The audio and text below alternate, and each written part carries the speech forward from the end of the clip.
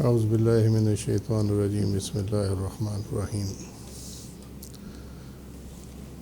لا الہ الا اللہ وحدہ لا شریک لہ احد الصمد لم یلد ولم یولد ولم یکن لہ کفوا احد اللہم صلی علی سیدنا محمد وعلی آل سیدنا محمد وبارک وسلم وصلی علی جمیع الانبیاء والمرسلین۔ السلام علیکم ورحمۃ اللہ وبرکاتہ۔ شرح صحیح بخاری کتاب البیوع حدیث نمبر 2204۔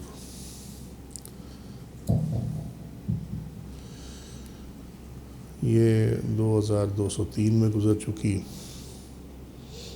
کہ اگر پھل سمیت ڈیل ہو رہی ہے، سیل ہو رہی ہے، تو پھل بھی خریدار کی ملکیت میں آ جائیں گے۔ یہ باغوں کا معاملہ تھا، کافی ٹائم ہو گیا، بھول گئے ہو گئے اس چیز کو۔ یہ تمام 2203 میں ہم ڈسکس اس کو کر چکے ہیں۔ چیپٹر 91 حدیث کا نمبر 2205۔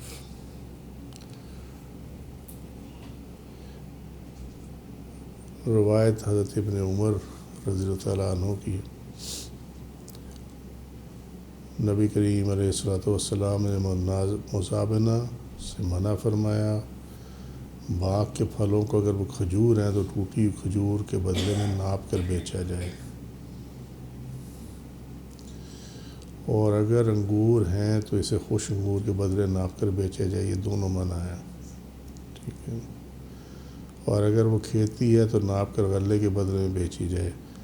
آپ صلی اللہ علیہ وسلم نے ان تمام اقسام کے لین دین سے منع فرمایا۔ یہ 2171 میں گزر گئی ہے، اور اس میں کچھ چیزیں ہیں جیسے تازہ پھلوں کی خشک پھلوں کے عوض سیل، بیع۔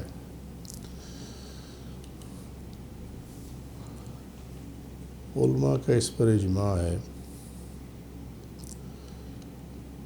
جب لفظ ہے اجماع اور جب آئے لفظ اتفاق تو دونوں میں فرق ہے۔ اجماع جہاں آئے گا وہاں اس کا بیک گراؤنڈ یہ ہوتا ہے کہ علماء میں ڈیفرنٹ اوپینین تھی، پھر ایک جو زیادہ بہتر اوپینین تھی اس کے اوپر کنسنسس ہو گیا، اس کو اجماع کہتے ہیں۔ اور ایک ہوتا ہے بالاتفاق، یعنی اتفاق کے ساتھ۔ اس میں یہ ہوتا ہے کہ اس کی بیک گراؤنڈ یہ ہے کہ اس میں کوئی کسی میں اختلاف نہیں ہوتا، ساروں کا ایک ہی بات پہ ہوتا ہے کہ یہ بات ایسے ہے، یہ مسئلہ اس کا حل ایسے ہے۔ وہاں پہ لفظ اتفاق کا استعمال ہوتا ہے، تو یہ خیال کرنا، کہیں یہ سمجھ گئے کہ اتفاق اور اجماع ایک ہی ہے اور اس کو ایک جگہ پہ استعمال کر دیا جائے تو وہ غلط استعمال ہو جائے گا اس کا۔ کٹائی سے پہلے کھیت میں لگی ہوئی گندم کی بیع خشک گندم کے عوض جائز نہیں، اس پہ اجماع ہے کہ ابھی گندم لگی ہوئی ہے، خوشوں میں ہے، اور وہ کٹی نہیں ہے، اس میں سے ابھی دانے نکلے نہیں ہیں، تو اس کی بیع جو ہے وہ اس کی سیل خشک گندم کے عوض کرنا جائز نہیں ہے۔ اور بیل پر لگے ہوئے انگوروں کی بیع کشمش کے عوض جائز نہیں ہے۔ انگور خشک ہو جائے تو کشمش بن جاتا، ٹھیک ہے۔ تو اصول یہاں پہ بھی وہی ہے کہ اگر وہ بیل پہ ابھی لگے ہوئے انگور، تو جب تک وہ اتارے نہیں جاتے تب تک اس کی جو بیع ہے وہ کشمش کے اگینسٹ نہیں ہو سکتی۔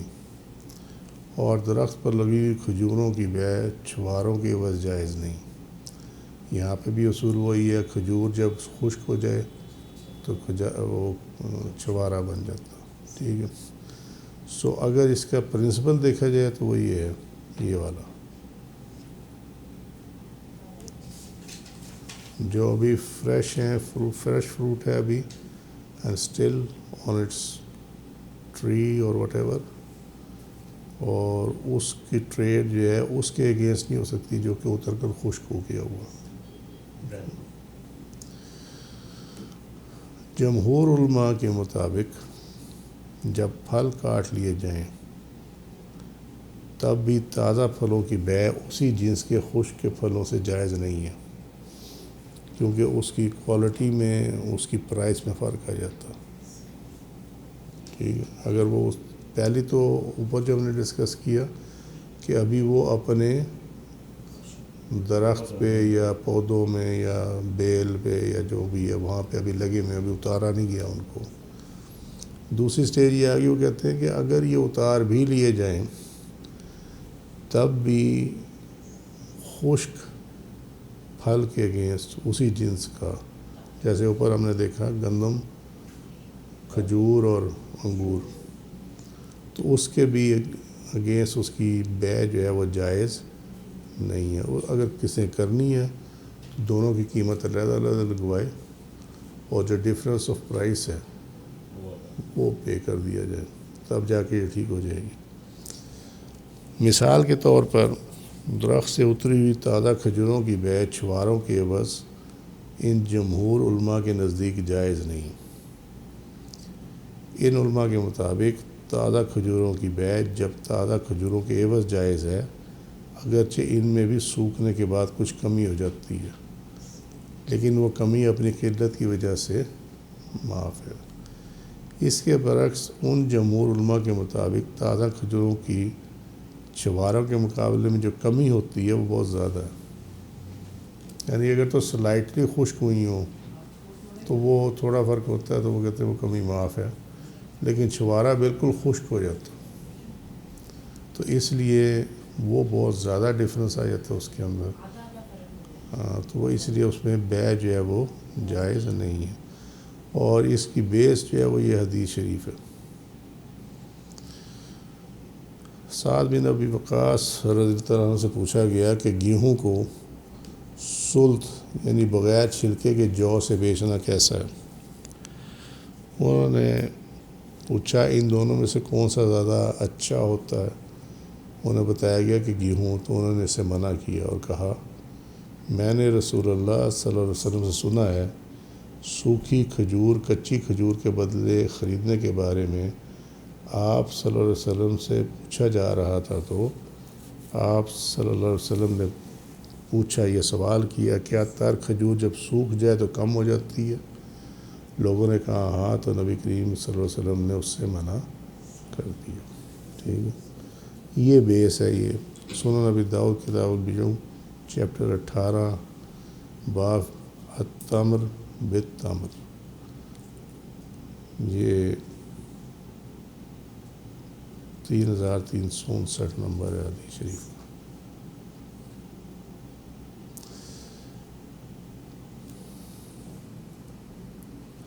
امام ابو حنیفہ کا موقف ان سب کے مخالف ہے۔ اوپر بات ہو رہی جمہور علماء،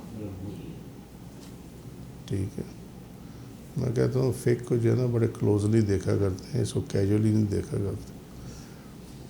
امام ابو حنیفہ کا موقف ان سب کے مخالف ہے۔ انہوں نے جب کھیت سے کاٹی جا چکی ہو گندم تو تازہ گندم کی خشک گندم کے عوض اور درخت سے اتاری جا چکی تازہ کھجوروں کی خشک کھجوروں کے عوض بیع کی اجازت دی ہے، اگر دونوں عوض میں برابر برابر ہوں۔ اگر کوئی ایک عوض زائد ہو تو پھر اس کی اجازت نہیں دیتے۔ ٹھیک ہے، عوض 5 کلو کے بدلے 5 کلو، ٹھیک ہے، لیکن اگر کہیں ڈفرینس آ جائے تو پھر اس کی اجازت جو ہے وہ نہیں دی جاتی۔ امام ابو حنیفہ کے موقف کی تائید میں امام طحاوی نے جمہور علماء کی پیش کردہ حدیث کو جو اوپر ہے، یہ والی جو حدیث شریف تھی 3359، اس کے جواب میں کہا ہے کہ دوسری حدیث میں یہ قید ہے کہ اس طرح کی بیع ادھار میں منع ہے۔ وہ کہتے ہیں یہ جو ریفر کیا گیا نا یہاں پہ، یہ جو قول مبارک ہے، یہ ایکچولی دوسری حدیث ہمیں یہ بتا رہی ہے کہ یہ اس کنڈیشن کے ساتھ ہے کہ جو بیع کر رہے ہیں آپ وہ ادھار میں کر رہے ہیں، اگر آپ نقد و نقد کر رہے ہیں، ہینڈ ٹو ہینڈ کر رہے ہیں، تو پھر اس میں یہ حدیث جو ہے یہ اپلائی نہیں کرے گی. بظاہر اس کا جو ٹیکسٹ ہے، متن، وہ اس کے اپوزٹ بتاتا. ٹھیک ہے، یہاں کوئی قید نظر نہیں آ رہی نا. پوچھا گیا تر کھجور جب سوکھ جائے تو کیا اس کا ویٹ کم ہو جاتا؟ ٹھیک ہے، کیا وہ کم ہو جاتی ہے؟ انہوں نے کہا جی ہاں کم ہو جاتی. اس میں کہیں ادھار کی کنڈیشن نظر نہیں آ رہی. لیکن امام طحاوی کی ریسرچ یہ ہے، وہ کہتے ہیں کہ یہ وہاں اپلائی کرتی ہے. ہمیں دوسری حدیث سے معلوم ہوا ہے کہ یہ کنڈیشن اپلائی کرے گی جہاں ادھار کا معاملہ ہو. سو یہ جو ڈیل ہے، ٹریڈ ہے، جو ہم نے اوپر ڈسکس کی، یہ تب منع ہے جب یہ ادھار میں کی جائے.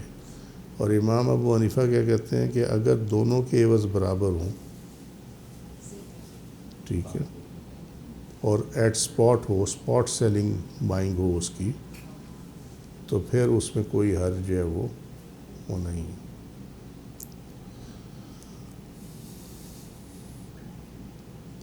تو امام طحاوی کے نزدیک سنن ابی داؤد کی یہ جو حدیث ہم نے اوپر پڑھی تھی ابھی 3359، یہ مجمل ہے. یعنی مجمل سے مراد یہ ہے کہ اٹ ریکوائرز ایکسپلینیشن.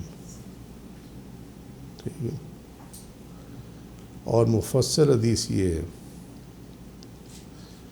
ابو عیاش نے خبر دی کہ انہوں نے سعد بن ابی وقاص رضی اللہ عنہ کو کہتے ہوئے سنا کہ نبی کریم صلی اللہ علیہ وسلم نے تر کھجور، سوکھی کھجور کے عوض ادھار بیچنے سے منع فرمایا. تو اس میں یہ کلیئر ہو گئی یہ چیز.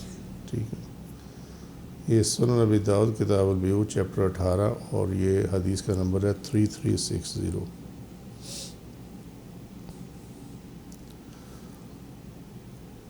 امام طحاوی فردر لکھتے ہیں اس میں کہ اس مسئلے میں یہ حدیث اصل ہے، یہ والی، جس میں ادھار بیع کی ممانعت کا ذکر ہے. کہ جب آپ ٹریڈ لیں گے، تازہ پھل کی ٹریڈ اگینسٹ ڈرائیڈ، جس طرح تازہ کھجور کی ٹریڈ چھواروں کے اگینسٹ، یا انگور کی ٹریڈ کشمش کے اگینسٹ. ٹھیک ہے، تو کہتے ہیں کہ جب ایسی سچویشن آ جائے تو اس کے اندر جو اصل حدیث ہے وہ یہ والی ہے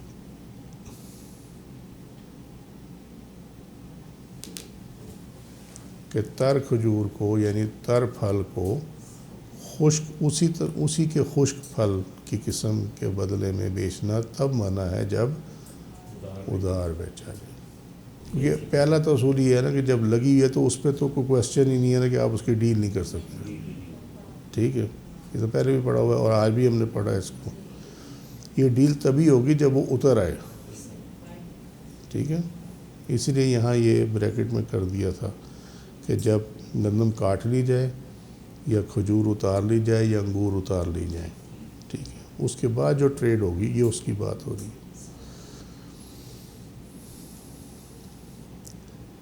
یہ اس کے آگے ایک یہ وہ ہے ایکیڈیمک ڈسکشن ہے، لیکن بہرحال جو معاملہ تھا وہ اتنا ہی ہے جتنا ابھی اوپر ڈسکس کر دیا. جس نے اس کو پڑھنا ہے وہ اس کو ضرور پڑھے، کیونکہ یہ اس کے جو آپ کا استدلال ہے اس حدیث سے، سنن ابی داؤد 3360 سے، اس کی یہ بیس ہے جو اس میں ساری آگے ڈسکس ہوئی ہے. لیکن وہ عام بندے کے چونکہ وہ انٹرسٹ کی نہیں ہوتی، تو لہذا یہاں یہ روک دیا ہے اس کو. تو جس نے پڑھنا ہے اس کو یوٹیوب پر روک کر وہاں سے پڑھ لے، اور کوئی چیز سمجھ نہ آئے تو پھر وہ پوچھ لے بے شک. چیپٹر 92، کھجور کے درخت کو جڑ سمیت بیچنا. حدیث نمبر 2206، یہ 2203 میں گزر چکی ہے. چیپٹر 93، بیع المخادرہ. مخادرہ مین سبز، گرین. کچے پھل جو ہے وہ عام طور پہ گرین ہی ہوتے ہیں نارملی، بہت کم درخت ایسے جس کا کچا پھل گرین نہ ہو، ٹھیک ہے۔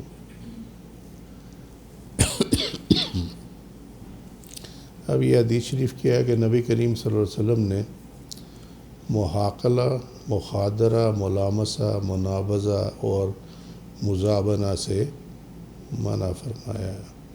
یہ اقسام ہیں ٹریڈ کی، یہ ہم پہلے ڈسکس کر چکے ہوں اس کو، ٹھیک ہے۔ یہ امام بخاری اس میں منفرد ہے اس حدیث کی روایت میں، دیٹ مینس کہ یہ حدیث امام بخاری کے علاوہ کسی نے کوٹ نہیں کی ہوئی، ٹھیک ہے۔ محاقلہ، کھیت میں خشک کی گندم یا جو کی خشک گندم یا جو سے اندازے کے ساتھ بیع کرنا، جو ہم ڈسکس کر رہے تھے ابھی، محاقلہ۔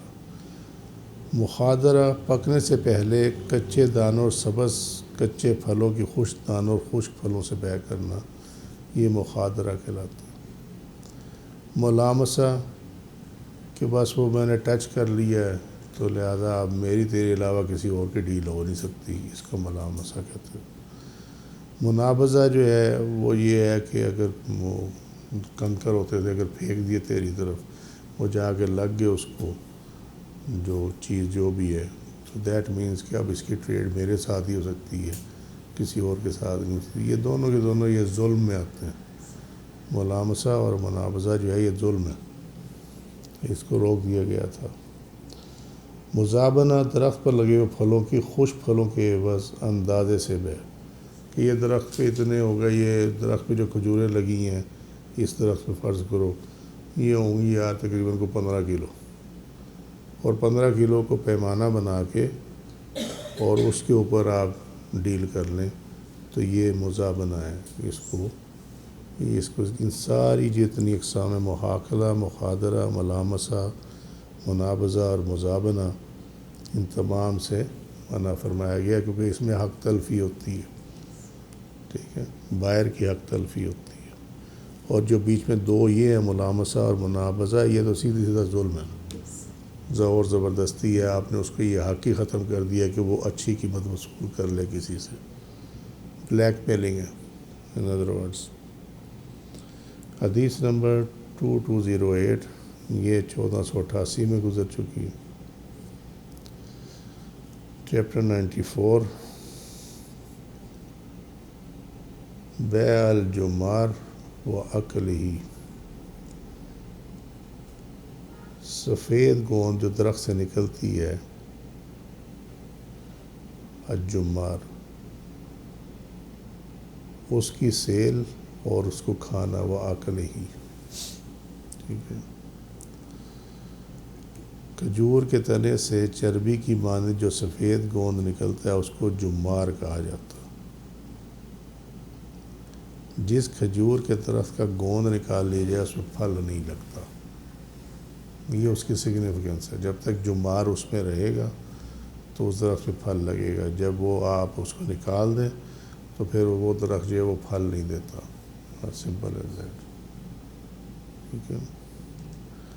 حدیث نمبر 2209، یہ 61 میں گزر چکی ہے یہ حدیث شریف۔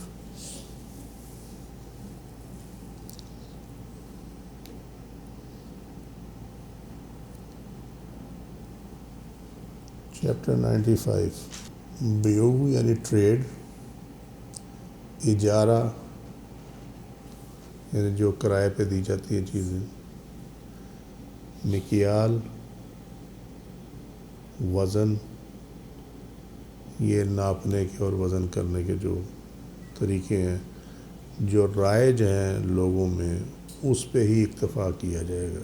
یہ حدیث، یہ ہیڈنگ یہ ہے اس کا۔ اس میں یہ تعلیقات ہیں اور یہ قاضی شریح نے سوت بیچنے والے، یعنی جو دھاگا سوت، کہ جیسے تم لوگ کا رواج ہے اسی کے موافق حکم دیا جائے گا۔ یہ قاضی شریح یہ بڑے مشہور و معروف قاضی ہیں، ان کے جو ڈیسیژن لیے گئے ہیں کورٹ میں ان کو کوٹ کیا جاتا ہے ایکچولی فقہ کے اندر ان کو کوٹ کیا جاتا ہے. تو ان کا ایک فیصلہ یہ ہے کہ جو سود بیچنے والے یا سود منڈی وغیرہ یہ نہیں ہوتے جو دھاگا وغیرہ اس کے، تو جیسا ان کا رواج ہے اسی کے مطابق جو ہے حکم دیا جائے گا. ابھی یہ صرف تعلیق ہے، اس کو بھی فائنل مت سمجھنا. ابھی محمد بن سیرین سے کہ 10 کا مال 11 میں بیچنے میں کوئی قباحت نہیں، اور جو خرچہ پڑا ہے اس پر بھی یہی منافع لے. ٹھیک ہے. جب کیلکولیشن کی جاتی ہے نا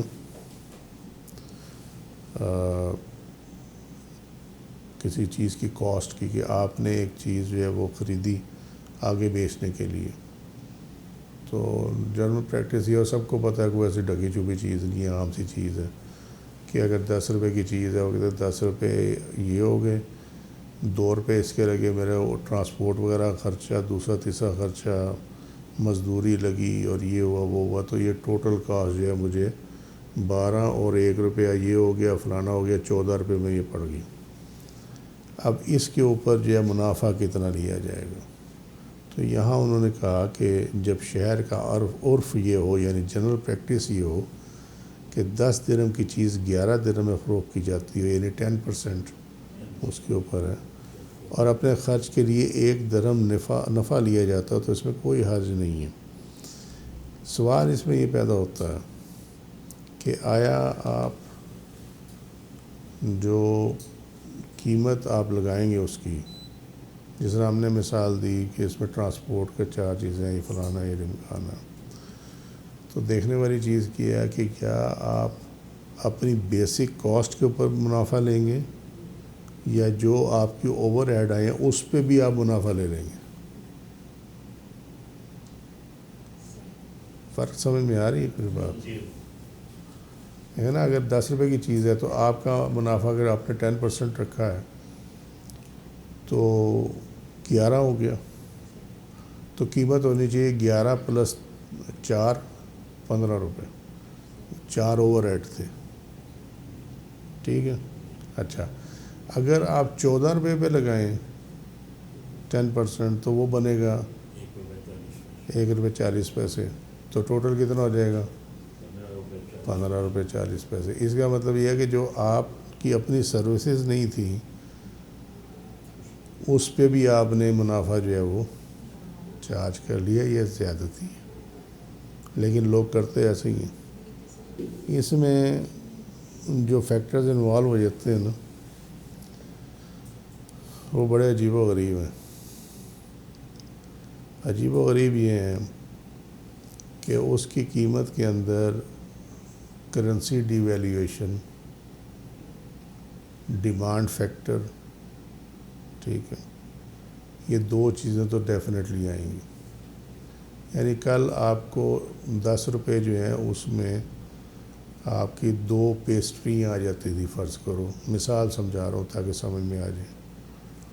آج جو ہے وہ 10 روپے میں آپ کی 2 نہیں آتی، 1 پیسٹری آتی ہے. اس کا مطلب یہ ہوا کہ جو 10 روپے پہلے تھے نا وہ آج 5 روپے رہ گئے، آدھا ہو گیا نا. ٹھیک ہے. تو یہ کرنسی ڈی ویلیویشن یہ بھی ایک چیز ہے. وہ کہتے ہیں نہیں اب تو وہ روپے کی قدر ہی کم ہوگی، تو اس کی جو ویلیو، اب تو اگر میں آج کے دور میں 60 لاکھ اس کی لگاؤں ویلیو، تو مجھے تو افیکٹیولی یہ پڑے گا 40 لاکھ ملیں گے، کیونکہ وہ 60 لاکھ روپیہ مجھے آج کے دور میں وہ چیز لا کر دے گا، اس سے میں وہ خرید سکوں گا جو اپنے دور میں 40 لاکھ سے خرید سکتا تھا. سمجھ میں آ رہی ہے بات؟ تو لہذا وہ جو ڈیویلیویشن ہے اس کو ایڈ اپ کر دیا جاتا. ایک فیکٹر یہ ہے اس کی جو سمجھ میں بھی آتی ہے بات. سیکنڈ فیکٹر اس کے اندر ڈیمانڈ کا ہے کہ جیسی مارکیٹ میں کسی چیز کی ڈیمانڈ بڑھتی ہے اس کی پرائس بڑھ جاتی ہے. ٹھیک ہے. یہ بھی فیکٹر سمجھ میں آتا. جو مضحکہ خیز فیکٹر ہے اور جس کو آپ کہنا چاہیے کہ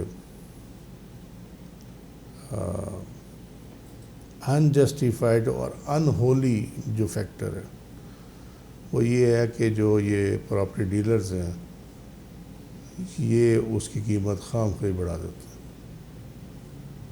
اور یہ جھوٹ بول کے نا وہ جی اتنے لگ گئے ہیں اب آپ اتنے دے دیں، ٹھیک ہے، وہ لگے شگے کوئی نہیں ہوتے، وہ کہہ دیتے جی وہ جی اس کو تو 75 لاکھ لگ گیا، اصل اس کی قیمت لگی ہوتی ہے 65-70 کے اراؤنڈ، وہ چیز 75 میں بک گئی، اب ساری پچھلی باتیں ختم ہو گئی، اب بیس پرائس بن گئی 75، اوکے جی دیکھو یہ ایگریمنٹ پڑا ہوا ہے، یہ سیل ہو چکا ہے 75 میں، اب تو آپ اس کے اوپر کی بات کریں، سمجھ، یہ ان ہولی اور انجسٹیفائبل یہ انکریز ہوتی ہے، اور اس کے پیچھے ریزن کیا ہوتی ہے، انہوں نے اپنا منافع جو ہے وہ اپنا کمیشن لینا ہوتا ہے۔ اور ایک بہت امپورٹنٹ چیز جو سوال بھی آیا تھا، وہ چلو اسی پیرا میں اس کا جواب بھی دے دیتے ہیں، کہ ایک مالک نے اپنے ملازم کو کوئی چیز دی کہ جا کے بیچا، اور اس کو کہا کہ اتنے میں بیچا، فرض کر کے 10,000 میں بیچا اس کو، جا کے وہ بیچنے گیا تو اس کو 10 کی بجائے مارکیٹ سے 12,000 ملے، فرض کر رہا ہوں میں، ٹھیک ہے، تو مالک کو وہ دے دے 10,000، 2,000 پاکٹ میں رکھ لے، کیا یہ جائز ہے؟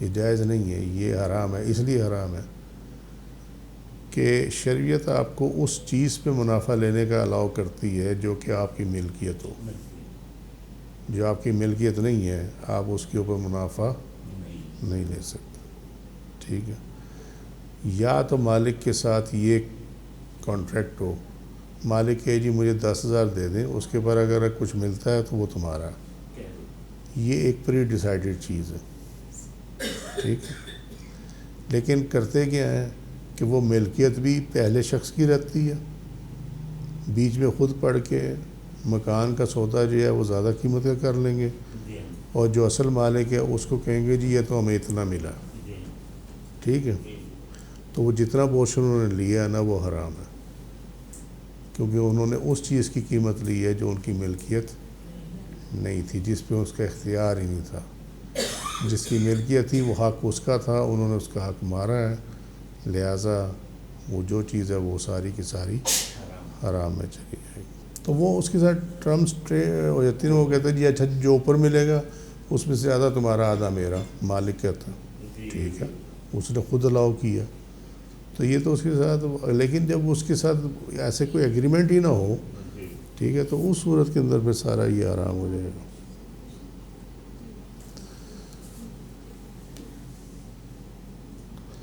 ایک تعلیق جو ہے وہ یہ ہندا کے بارے میں، جب آپ صلی اللہ علیہ وسلم سے سوال پوچھا تو آپ نے فرمایا کہ اپنے بچوں کے لیے اور اپنے لیے جو دستور ہے، جتنا پیسہ نارملی کچن کے لیے چاہیے ہوتا، خرچے کے لیے چاہیے ہوتا، وہ نکال لے، یہ بھی ہم نے حدیث پڑھی ہوئی ہے یہاں، ٹھیک ہے۔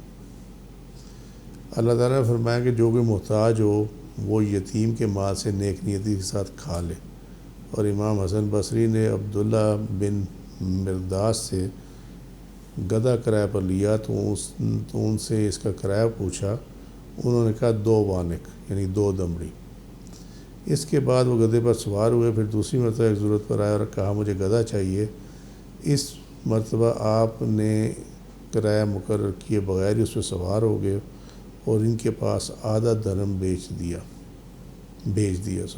ٹھیک ہے، سو وانق درہم کا چھٹا حصہ ہوتا، 2 وانق کتنے ہو گئے، ٹھیک ہے، یعنی روپے میں سے 33 پیسے، ایسے ہی ہو گیا نا، تو جب نیکسٹ ٹائم آئے تو انہوں نے اس کا جو ریٹ تھا اس سے زیادہ بھجوا دیا، یعنی آدھا درہم بھجوا دیا، ٹھیک ہے، تو انہوں نے اپنی مرضی سے بھجوا دیا، بات ختم ہو گئی۔ سو امام بخاری کا مطلب یہ ہے کہ حضرت حسن بصری رحمۃ اللہ علیہ نے گدھے کا کرایہ طے نہیں کیا، بلکہ جو اس ٹائم رائج تھا اس کے مطابق انہوں نے کرایہ آدھا درہم بھیج دیا، ٹھیک ہے۔ حدیث نمبر 2110۔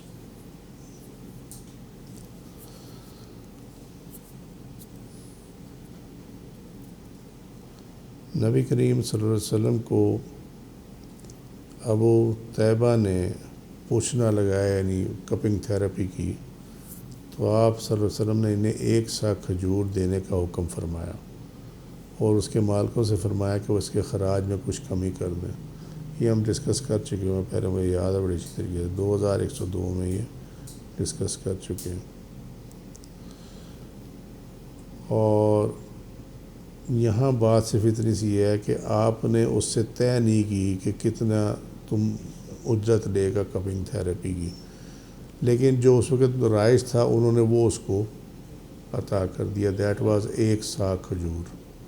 ٹھیک ہے، بس اس کا اتنا ہی معاملہ ہے۔ حدیث نمبر 2211، یہ